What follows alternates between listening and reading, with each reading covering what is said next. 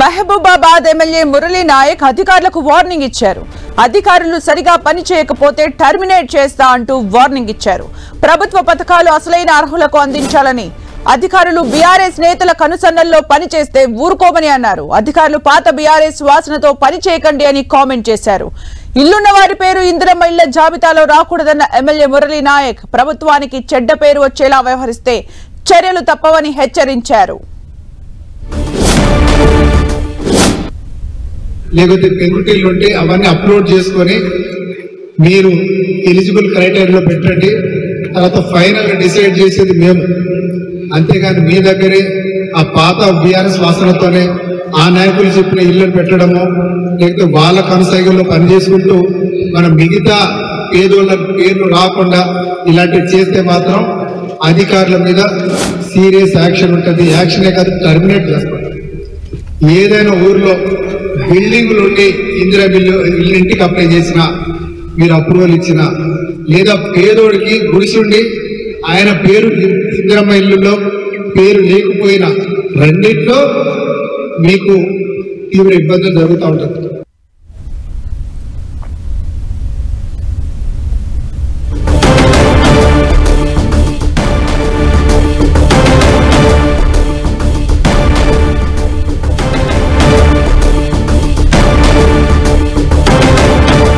MLA Murali Naik వ్యాఖ్యలకు సంబంధించి మరిన్ని అప్డేట్స్ మా ప్రతినిధి కుమారస్వామి అందిస్తారు. కుమారస్వామి.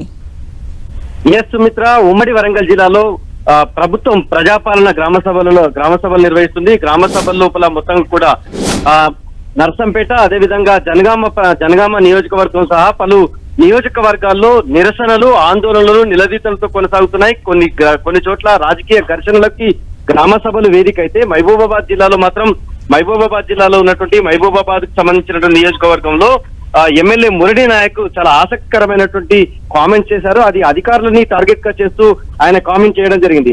అధికారులు ఏమైనా మిస్టేక్స్ చేస్తే, అంటే తప్పుడు సెలక్షన్స్ కానీ లబ్ధిదారుల సెలక్షన్స్ లో తప్పుడు విధానాలు అవలంబిస్తే వాళ్ళని ఏకంగా టర్మినేట్ చేస్తానని చెప్పి చాలా స్ట్రాంగ్ వార్నింగ్ ఇచ్చినటువంటి పరిస్థితి. నిన్న గూడూరు మండలం ఎర్రకుంట తండ, వెంగంపేట, గాజులగట్టు గ్రామ సభల్లో ఆయన చాలా ఘాటైన వ్యాఖ్యలు చేశారు. అధికారులు చాలా ఒళ్ళు దగ్గర పెట్టుకొని పనిచేయాలి, పనిచేయకపోతే ఉద్యోగాల నుంచి టర్మినేట్ చేస్తానని చెప్పి ఆయన చాలా సీరియస్ వార్నింగ్ కూడా ఇచ్చారు. అదేవిధంగా గత బీఆర్ఎస్ ప్రభుత్వం లోపల ఉన్నటువంటి వాసనలు అధికారులకు ఇంకా పోవడం లేదు. బీఆర్ఎస్ పాలనలో ఉన్నటువంటి పద్ధతి పాటిస్తే ఊరుకునే లేదు. ఒకే ఇంట్లోనే ఇద్దరు లబ్ధిదారులను సెలెక్ట్ చేసేటువంటి విధానం కొనసాగితే మాత్రం ఖచ్చితంగా క్షమించేది లేదని చెప్పి ఆయన చాలా సీరియస్ గా వార్నింగ్ ఇచ్చారు. ఒక అడుగు ముందుకేసి మీ కుటుంబాన్ని పాతాళానికి తొక్కుతానని చెప్పి అధికారులను చాలా ఘాటుగా వ్యాఖ్యానించినటువంటి పరిస్థితి ఉంది. ప్రభుత్వానికి కనుక చెడ్డ పేరు వస్తే ఎట్టి పరిస్థితుల్లో ఉపేక్షించలేదు, ప్రభుత్వం చాలా కఠినంగా శిక్షిస్తుందని చెప్పి ఆయన చాలా సీరియస్ వార్నింగ్ ఇచ్చారు. ప్రభుత్వ పథకాల్లో పేదోడికి అన్యాయం జరిగితే మాత్రం నిజమైన లబ్ధిదారులకు కనుక లబ్ధి చేకూర్చకపోతే మాత్రం చాలా సీరియస్ గా ఉంటుందని చెప్పి మురళీ నాయక్ చేసినటువంటి వ్యాఖ్యలు రాజకీయంగా హాట్ టాపిక్ అవుతున్నాయి. Thank you Kumaraswamy for the updates.